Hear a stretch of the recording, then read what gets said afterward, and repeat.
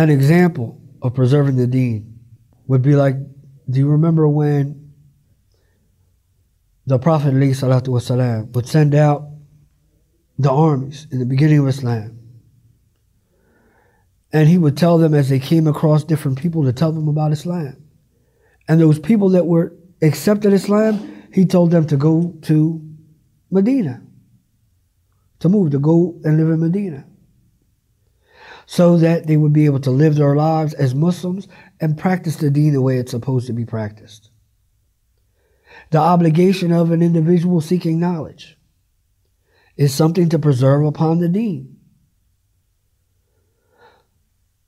A lot of, the majority of the rules and regulations as far as us being Muslim preserve upon this thing that is considered to be dururi, an absolute necessity, preserves upon Deen. An example of how Islam came to preserve upon an-nafs, or the soul, or a life, as we say. This is why in Islam, killing people is haram. You can't walk around killing people. You can't just go and get revenge on people and kill people and things along these sorts.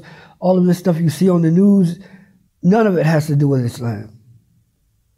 Because Islam, we're not allowed as Muslims even to kill animals just to be killing them, let alone human beings.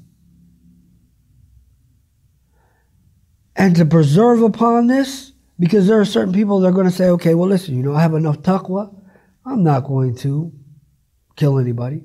Some people say, you know what? When my level of Iman gets higher, then maybe I'll do what I'm supposed to do. This is what they may say. But Islam came to say, no, listen, actually you won't. Allah sent His legislation and it says, listen, if you kill somebody, you can be killed for it. You kill somebody, you're going to die as well. Do you understand? Islam came with its laws and its legislation. You harm somebody, all this stuff, cutting people and all the rest of this stuff and stabbing somebody. People have the right in Islam, as we say, kama tudeen tudan. The way you live is the way you're going to be treated, basically, for the most part. You do something to someone, they have the right to do it back to you.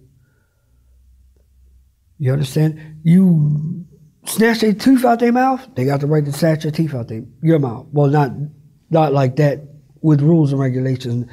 And just to make it clear, we have no right to do that. This is something that's done by the authorities, not by us as individuals. It's something that we need to understand, because there's a lot of Muslims that are running around